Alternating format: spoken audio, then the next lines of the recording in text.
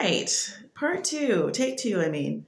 Okay, so anyway, this is going to be just a gaggle of random things that is running through my mind, just some things I was thinking about. Um, yeah, sometimes I think about things and I don't realize, like, hey, like the whole point of you having a channel is to do all of these things that you've got accumulating in your brain. Like, I can't believe that I still have this habit, honestly, because I'll be like, ooh, I just found something super cool, and I'm gonna wait um, until someone asks me about this, which will never happen because I never leave the house. And then finally, I'm like, listen, no one's ever gonna ask you about this. You're never gonna be ready with this. Like, why don't you just like put it up on your channel? And I'm like, that's a good idea. Like, it's really weird how I still do this thing that I really think that I'm going to have like the perfect moment. I'm going to whip out the scripture that I remembered. Like, it's hilarious. Anyways, so the first thing that I have for you today is from Habakkuk 1. And Habakkuk, just a little backstory on Habakkuk. It is dated around 612 BC, which is about the time that the Jews had already been in exile. I don't know actually how long they had been in exile at that point, but and what's interesting about this is there's a couple of places in the Bible where the author is asking God about the state of the world and why is there so much evil in the world, right? And it's really interesting. Like, I know there's one in Psalms. I know David does it. I know Jeremiah does it. There's a couple of famous places, and so I was really drawn when I found another one in Habakkuk recently, and I was like, man, this is really like, I don't think people realize like how sympathetic the Bible is to this um, very human question, which I do a lot of making fun of people who do that, but it's only because it's just over the top at this point. It's just like, are you even asking that to get an answer? Like, or are you just trying to, you really think this is like a linchpin thing? Like, the Bible, naturally, over hundreds of years, somebody's going to ask God this question. But the fact that it doesn't come up in debates a lot is also kind of strange. I like the one in Psalms where David asks, like, why do you allow the wicked to do? Like, sometimes God doesn't answer in a way that like a modern audience would really find satisfying. And you could really argue that of all of them, but because it's kind of, they would probably say that it's like, if you're looking at in the view of a skeptic, and you got this book that's saying, why is there so much evil, and God just kind of answers with, I'm gonna get rid of it eventually, that's not going to be satisfying. But I do find satisfaction, as the part of me who does understand why you would ask that question. I do find satisfaction in the idea that people are raising the question and God is answering the question. Um, and it is totally on brand for the God of everything to both, um, deign to come down and answer your question about something you couldn't possibly know about, but then also give you a God-ish answer, which is it will all get done, and like it will eventually get resolved. Like, and it's actually, a lot of times he goes into detail. Like, you have to really like value the things that God gives you, like, because like in this one in particular that I'm going to read, he like really goes into this his own sort of monologue about it. And it's like, oh my gosh, like God is talking to me about how, like, his view of the evil. And if you just all think it's like a made up book or whatever, you might still find value in it. Like if there was no truth claims in the Bible, people would be finding so much value in this stuff. But because it has to do with like who they are and their eternal salvation, they're just like, eh. But you'll know what I mean when I read this. So, and like, I got interrupted in my previous video, but like, that's why I said take two. But like, you don't see a lot of like apologists going to these passages. Um, and it would really help, I think. But I think a lot of the people, especially if they get that question all the time, they have their preset answer. They're not necessarily like poring over the scriptures, going like, "What else can I add to this?" They find something good that'll satisfy, and then they just keep, using that one. But um, I mean, that would be the only thing that I can think of. But anyways, so that's not even what stuck out to me. Here's what stuck out to me. So he asked him, why is this evil even allowed to happen? Um, how long it says, how long, O Lord, must I call for help, but you do not listen, or cry out to you violence, but you do not save? Why do you make me look at injustice? Violence and destruction are before me. Um, therefore the law is paralyzed and justice never prevails. The wicked hem in the righteous so that justice is perverted.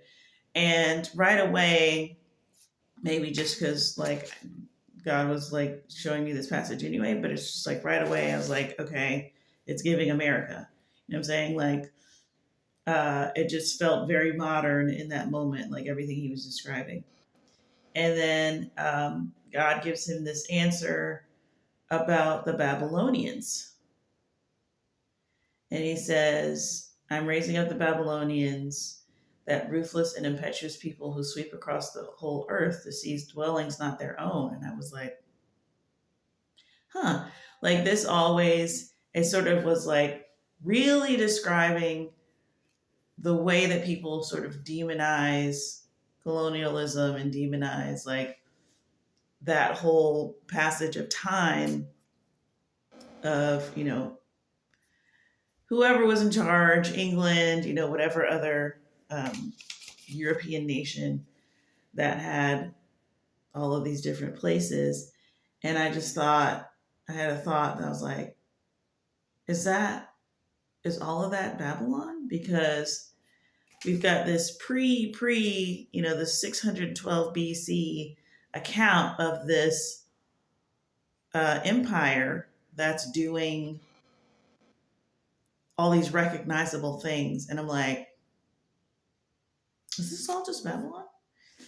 And then like he keeps going on and describing, um, they fly like an eagle swooping to devour. They all come intent on violence. Their hordes advance like a desert wind, gathers prisoners like sand. Um, they mock kings. They scoff at rulers. They laugh at all the fortified cities. By building earthen ramps, they capture them. They sweep past like the wind and go on. And I'm like, that's really interesting. Like, it's really sounding familiar.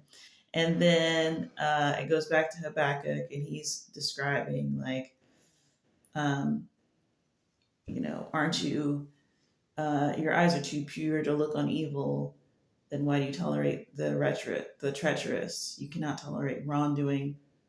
Why are you silent while the wicked swallow up those more righteous than themselves? And then this particular, he says, you have made people like the fish in the sea, like the sea creatures that have no ruler.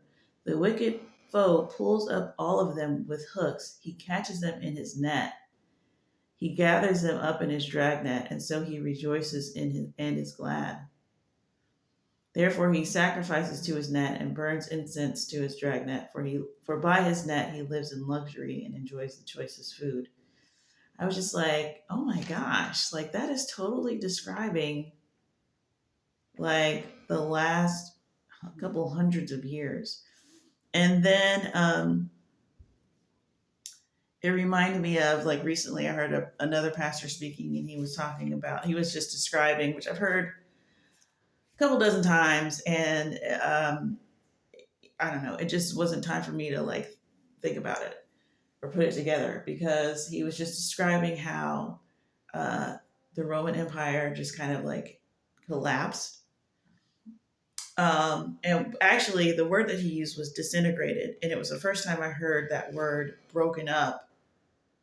It disintegrated, and I was like, and then he was talking about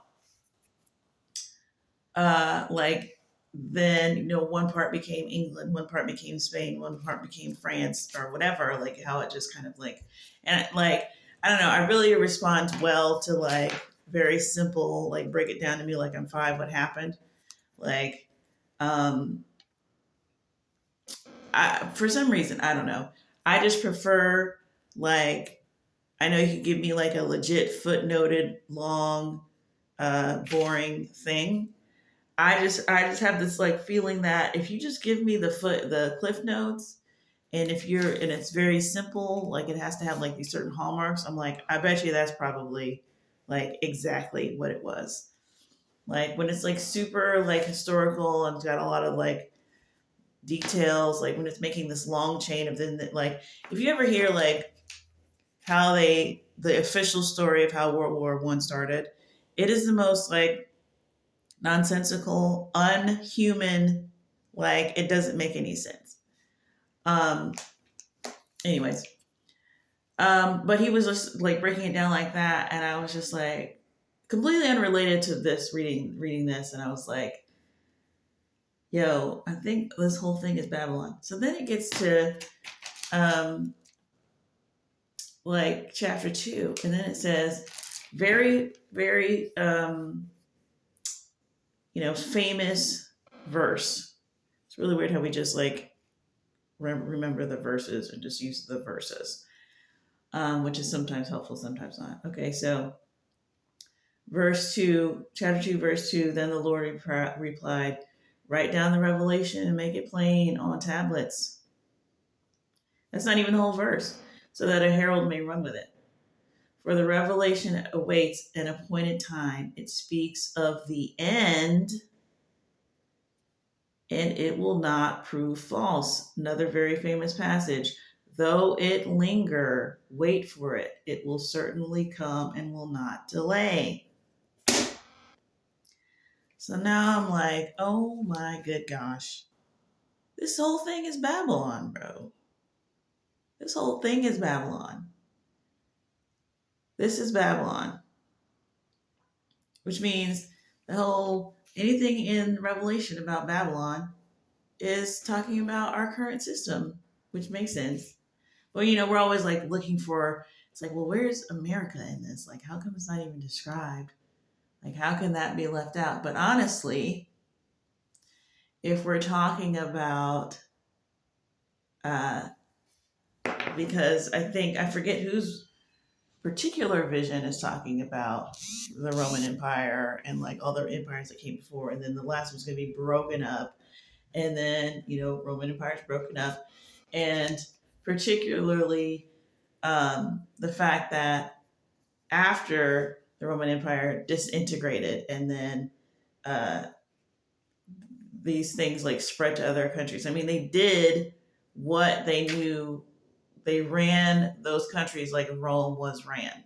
So um, when we're talking about how God sees things, how God describes things in the spirit, like he's going to describe those things as like a spin-off of of what it was. So I'm just like, okay, God, now I got to go back through all of this stuff. Got to go back through Daniel's vision. Got to go back through Revelation and really like look at those with this understanding and see if that makes anything clearer. But mostly, why did I share that? Because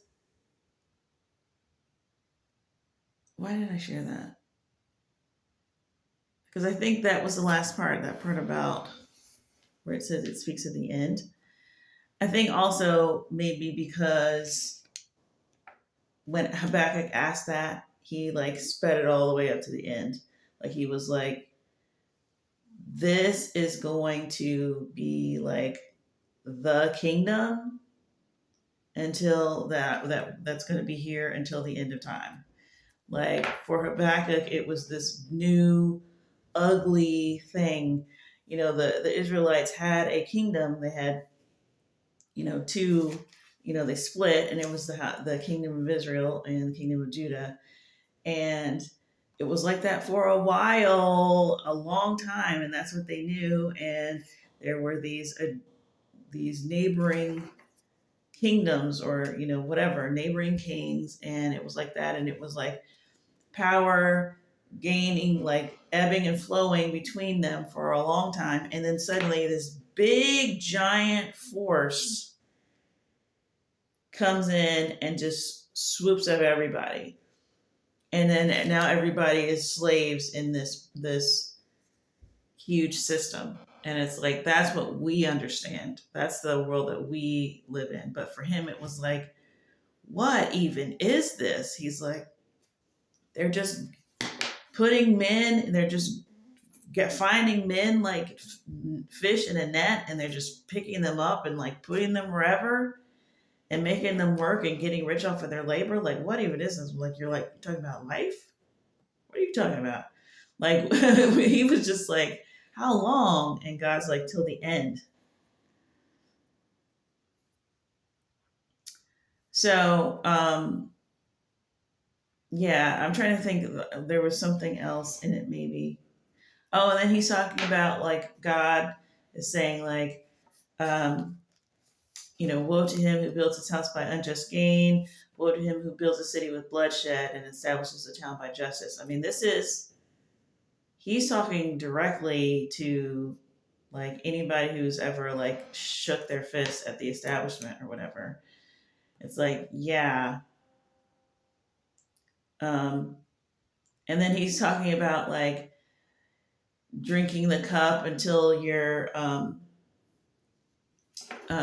it just has some very like revelation-esque language in it. And I'm like,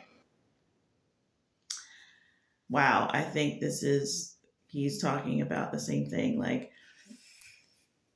it's just really interesting to see all the places where you think they're all separate events, and then they're like, oh my gosh, I think he's talking about the same thing 5 times. Which, if that was true, then that would really, really, really convey the importance of the stuff happening at the end, because it feels that important. And then see, the Bible is like talking about it that much. It's like, oh, this is going to be the end of all, the mother of all endings. Then, anyways, probably it'll come back to me after I go back to Ezekiel. So that, I was looking at that, I couldn't believe that. I was like, oh my gosh, Habakkuk is literally talking about like what we know as the world today.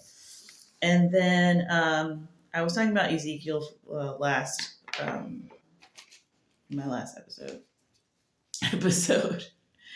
previously on Christine's channel. But I was talking about Ezekiel, and I'm really like obsessed with Ezekiel 18, which I have talked about previously back to this whole the soul who sins shall die chapter, which is, I just love how God is like, God like is talking to Ezekiel. He's like, what is this saying that y'all have? Something about the parents eat sour grapes and the children's teeth are set on edge. He's like, I just love that God's all sassy. He's just like, the soul who sins shall die. He's like, first of all, I'm going to put an end to this thing. He's like really upset that people don't understand him and how he's doing this thing. And he goes into this long thing of like, if there's a righteous man and he does right his entire life, and then he turns and he becomes wicked, his righteousness is not going to be remembered anymore. If a wicked man is wicked his entire life and he turns to be righteous, his wickedness is not going to be remembered anymore. Like, what do you guys not understand about this? If a man has a son and the son is wicked, like, the son will die for his wickedness. If that son has a son and his son turns and decides to be righteous, he will be saved by his righteousness. Like, that is all that's going on here.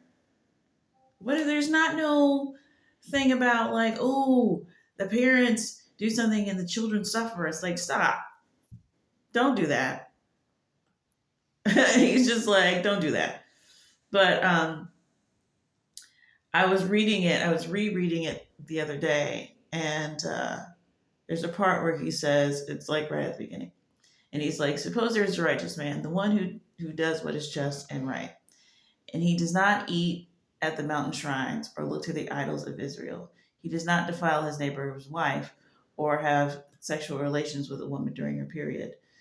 He does not oppress anyone, but returns what he took in pledge for a loan. He does not commit robbery, but he gives food to the hungry, provides clothing for the naked. He does not lend to them at interest or take profit from them. He withholds his hand from doing wrong and judges fairly between two parties. He follows my decrees and faithfully keeps my laws. That man is righteous; he will surely live, declares the sovereign Lord. And I like this because this is like directly from God's mouth, his idea of a righteous man. And yes, is there deeds in here? But not really. Like, yes, there are, obviously. But this is where that thing about faith without works and I will show you my faith with my deeds, blah, blah, blah. Like, this is literally God's hypothetical picture of a righteous man, right? And I just started to see these gradations of what's going on. And it started with this idea of the not sexual relations with a woman during her period, which just sticks out because you're like, what? It's like it hits you with that Old Testament thing of like, what are we talking about? Why are you in people's business? Like, we know why God's in people's business. That's why he's scary, right? It's like, oh my gosh, like, and is anybody doing that? I'm sure somebody is doing that. I personally cannot, but um what when I zeroed in on that, I had this like, I don't know, it's kind of very like when you're in English class and you're having to like interpret a passage. Like, I don't know if you remember when you had to like, you had a poem and you had to like break it down and realize like what each line meant and stuff. If you were not good at that, then yeah, I bet you're having real trouble with the Bible. Like, you're having real trouble with the Bible because this is like Shakespeare on steroids. But like, I had this very like Englishy interpretation moment that I was like, what he's saying there about that is not just, oh, if you're not having sexual relations with a woman during your period, you're doing good, gold star. Let's go through the whole camp and see who's doing it. Are you doing it? Are you doing it? Like, it feels very like invasive. It feels like too much. It feels like, it's that whole thing that people just like makes people whatever. But like that, what he's saying with that is that when this man is in his house, because why would you be having sexual relations with a woman? It didn't say wife, but it's probably his wife, if we're in keeping with the rest of the passage. So it's like, when this man is in his house with his wife that he's legally allowed to have sex with, everything's on the up and up, and even in the privacy of his bedroom with his legal lawful intercourse that he could be having, he's still remembering God. He's still remembering God and what is holy there. And then I started to see in the whole passage, you can see this gradation of like the public person He's not, he's giving food to the hungry and he's providing clothing to the naked. Everybody understands that. The lending, he's not lending at interest or taking profit. So that's a one-to-one personal thing with him and another person. Still public, but it's still like a personal agreement between two people. He's remembering God there. He's remembering God in his own home. He's remembering God in his bed.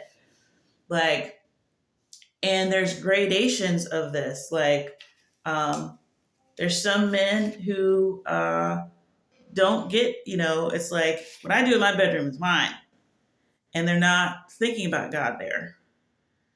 And that doesn't necessarily mean that he's all the way wicked because he's not there.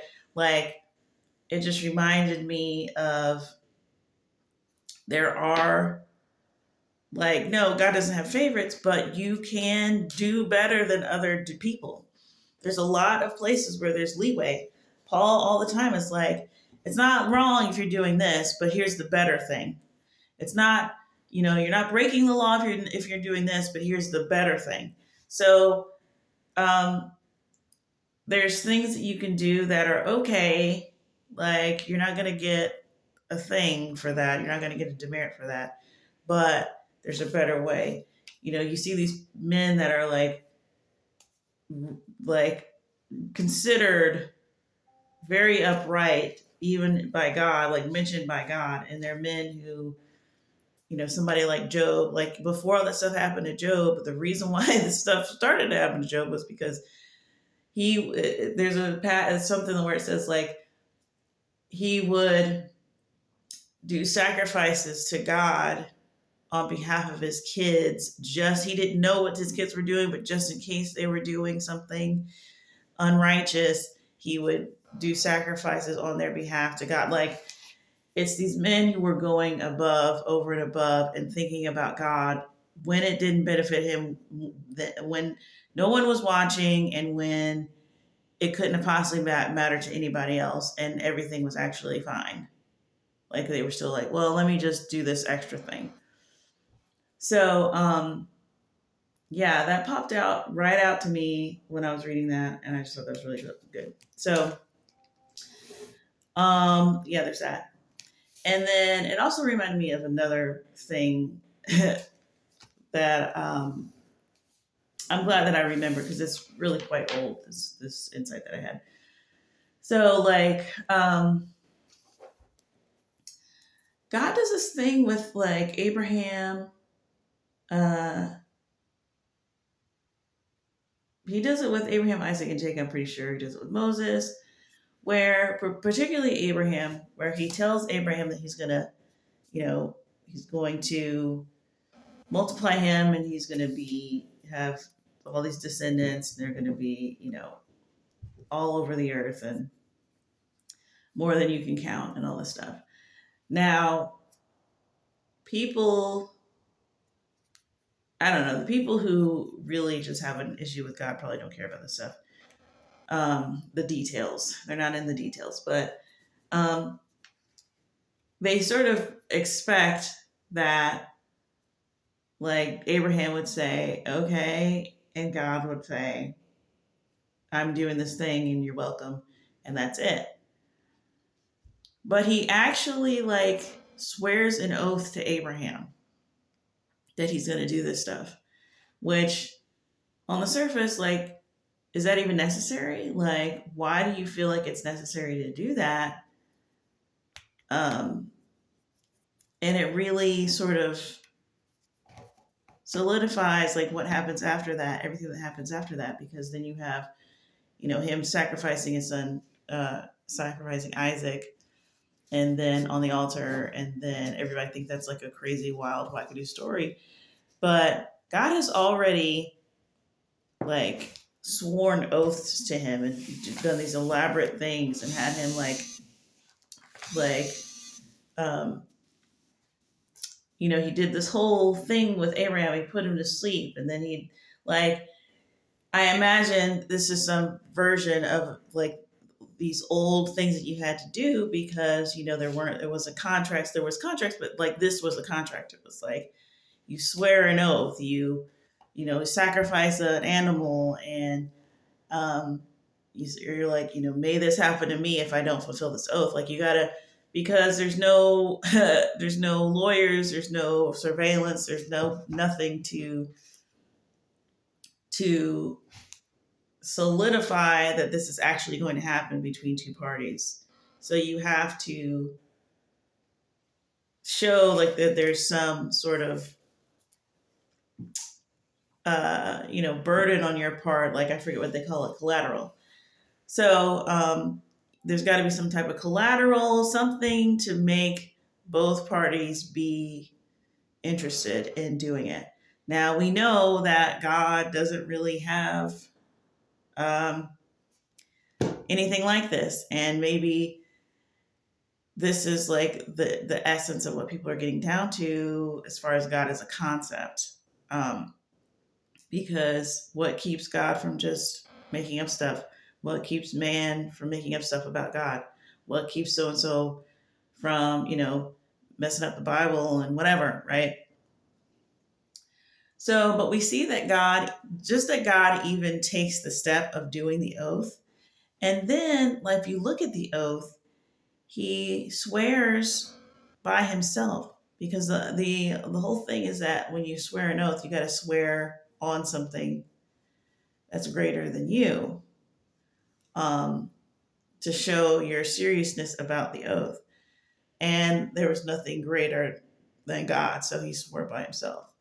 And I've heard that many times. In yes, it's very gangster, obviously, but it's both gangster and humble, because it's like, why, like, the fact that you would even go through the step of swearing at all for a human, because it's like, he knows he's on the up and up. He doesn't go, I'm God, I'm perfect, I don't need to swear, which would be a very human version of the Bible. Like, I don't need to swear by anything, I'm me. Like, you just need to do what you need to do. He doesn't do that. He raises his right hand and agrees to enter into this covenant with this human. And he does that multiple times. And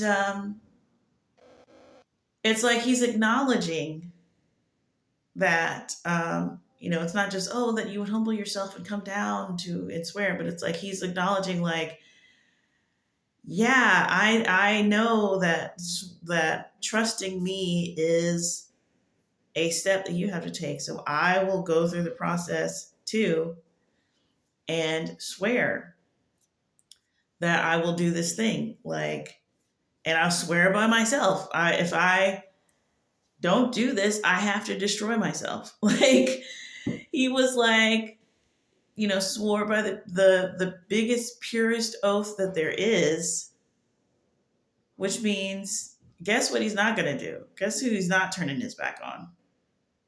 Abraham's seed. Like, he swore by himself. He's got to kill himself if he doesn't take care of these people.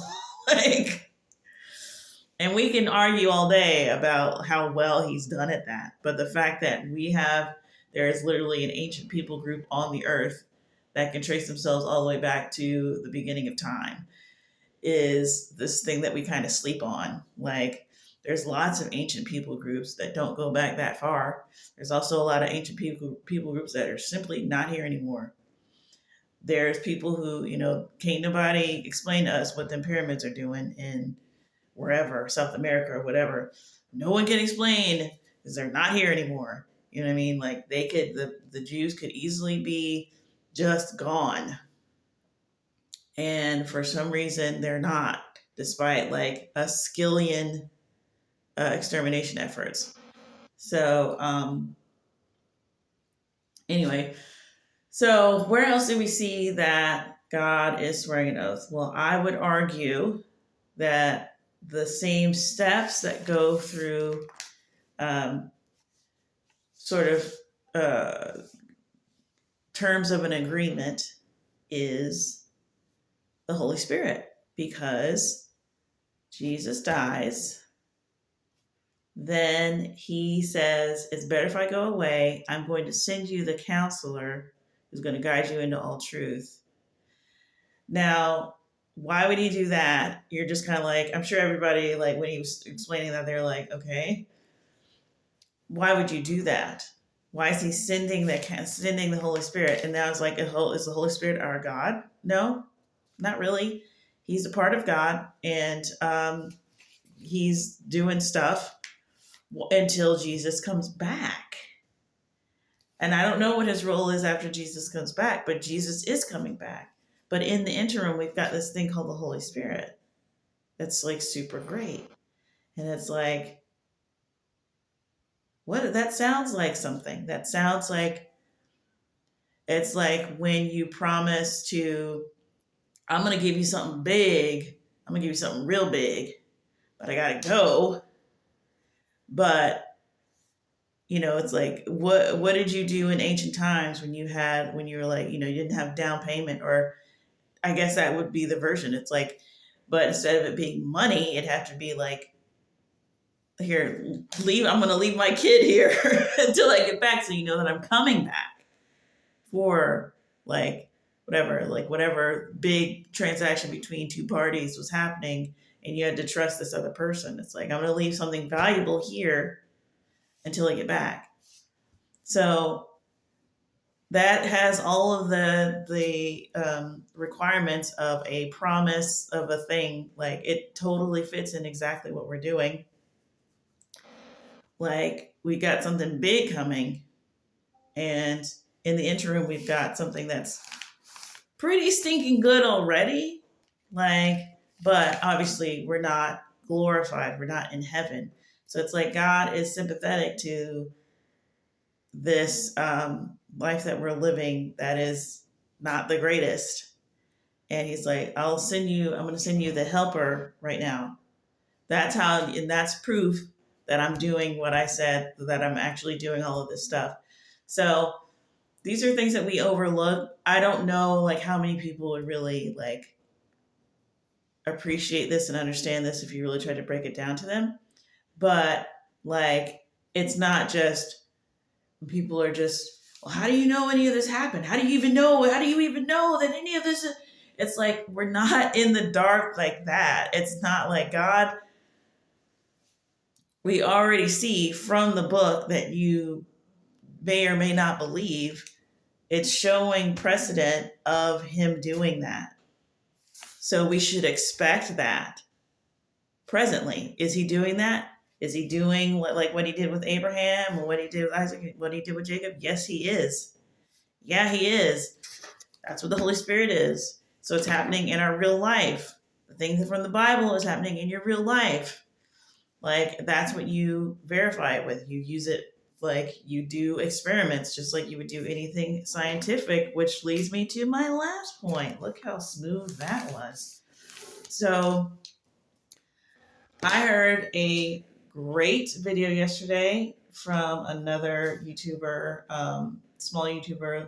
His name's Evan. I can't remember his last name. I think it's Carrie. But he did a great video yesterday, and it was about, it was super like technical, and it was about logic and just like the backstory and the context of like all of these breakthroughs in mathematics and logic and stuff. And one of them is called the Incompleteness Theorem, because apparently, like Bertrand Russell and one other scientist, I forget, like there was a time where they were trying to sort of have logic, like combine mathematics and logic, and really like make these things, like, I don't know if they were trying to make them one field or whatever, but it was just like they were trying to sort of plug up all the holes that were left in mathematics, because they were using certain methods that were like foolproof for so long. And so they were like, okay, well, let's get together and like really try to get these. There's this thing called axioms, which is just like basic statements of truth that things can be built on. It's like, this is how they build like programs. This is how you get your computer to like compute. They give it like statements like, and then the computer like does not violate those statements. And so they were trying to come up with a set of axioms that would describe all of mathematics. And the really great thing that he was saying was like, um, they were basically trying to find a closed circuit, like a closed system that didn't require faith in any way. It's like we are going to have everything be like logic based and math. We're going to use logic and math to create this like this rule for life, these rules for life that cannot be ever, that can be relied on completely. And we now we don't need faith and we don't need God. We can just use this to make everything. And so there was this other mathematician named Kurt Gödel, and he came up with this thing called the incompleteness theorem. And the first rule of it, let me see if I can find like a really good summary of it. Um, let's see. This is giving me the history. Well, I will tell you what he came up with, which is that what they were trying to do was impossible, and he proved with this theorem that what they were trying to do was impossible, and it was impossible because um, when you get down to mathematics, it's not. It reminded me a lot of like fractals. Like I did a whole video on fractals, but it was just like fractals. They plug these numbers into the computer, and then when they plugged them in, and they had this computer just like computing for what would take humans like so long. So it like this was never discovered because there's no humans that could have discovered this. So they just had the computer playing in these things nonstop, and like they were getting a pattern that was like repeating. And then like when they zoomed in on that pattern, it was a smaller version of that pattern. It was like creating this infinite, beautiful, artistic, harmonious thing. And it's like, yeah, when you get to a certain point in mathematics, it starts to become divine. It starts to become uh, whatever. I wish I could find like the word so you don't think that I'm just like bloviating and prove to you that I know what I'm talking about. But why do I have this page open if it's not helping me? Hold on. Okay, so I think I found it. So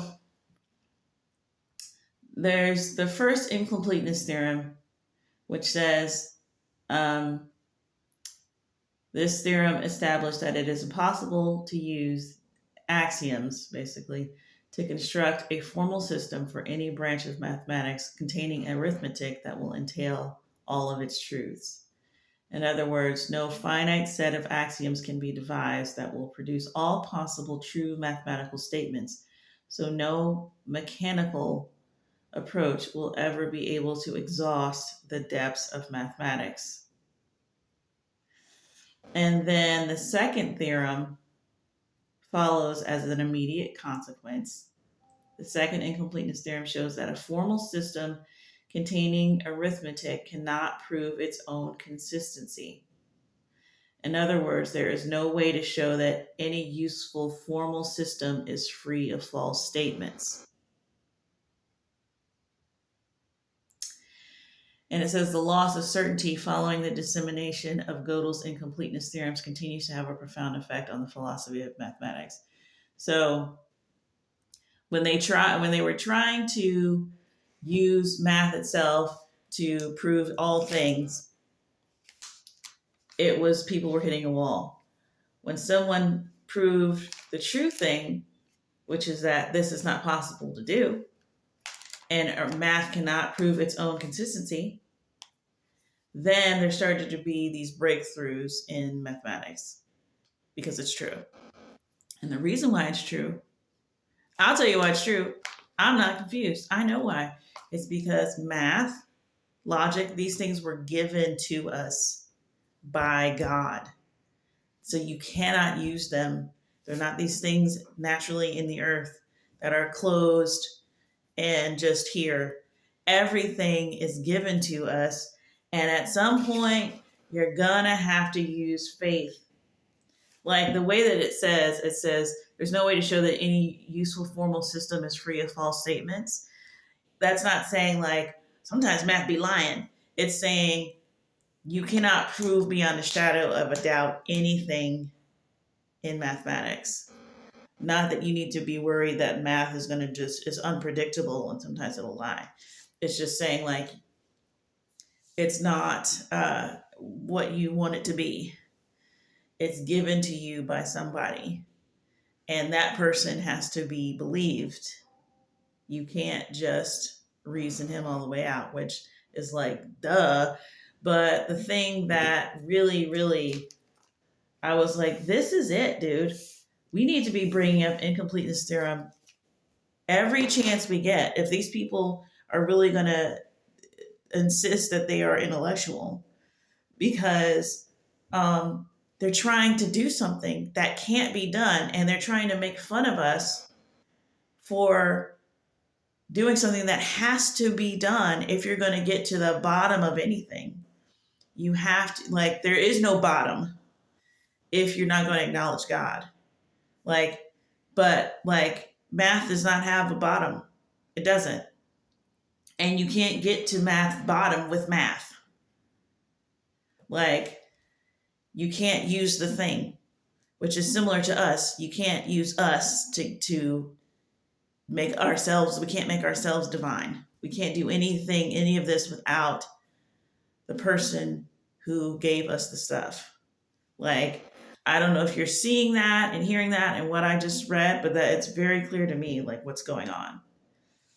So, but also like this kind of continual, like, well, but how do you know? How do you know? How do you know? How do you know? How do you? It's not even possible. Like people are assuming, because nobody is in mathematics like this. Like nobody is into this stuff. They're just trying to find excuses to go sleep with their girlfriends. So they don't care about this stuff.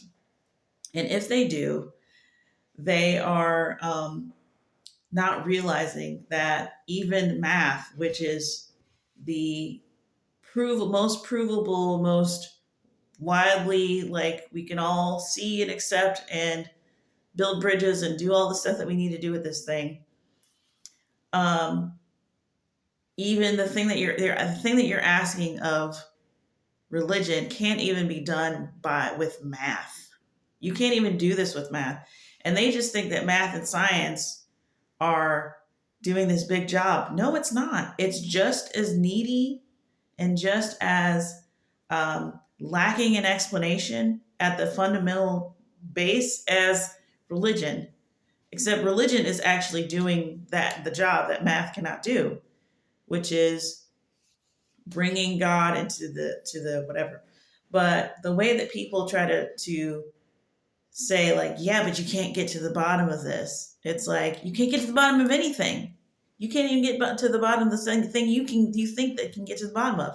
They tried. They tried real hard. They used computers and all type of stuff, and it's not possible. You're not going to take math for yourself and make it into something that it's not. It's not God. It can never be God. You can't just worship it because it's not complete without the creator. So, yeah, nobody is here on sure footing. When you get down to everything on the microscopic level, is shaky as all get out, and nothing here is sure footing. So please back up when you're trying to like make fun of Christians for believing in something. You're doing the exact same thing. We all like except ours actually makes sense. Yours is just incomplete, and you just refuse to complete the circuit. So it's asking something of like, because what they're asking us for is proof, and like that system of proof, of forensics, of whatever, like you have to add, it's made up in the way that everything is made up, that you have to add your faith to it. if you want to find something to rely on 100%. It's like, well, you got to incorporate God. It's like, just use your math to like calculate your tip and do your business and do your taxes, put your calculator in and build your whatever, your addition on your house. Like, don't come at me talking about math as the end all and be all, because it's not. They already proved like almost 100 years ago that it wasn't, and that it's not even possible. It's literally not possible. So, yeah, it was very, very interesting and satisfying to me. And I think that people need to be informed that the same thing that they're trying to goof on Christianity for is not possible in the things that they rely on either. We all have the same problem. We all need faith. We all have to take the leap. And we all have to know that God exists. Like, no one is exempt. So, yeah, that's all I got. I talked really a long time. I think I just rambled, but which is what I usually do. So, anyway, that was just some stuff I was thinking about, and y'all have a good day.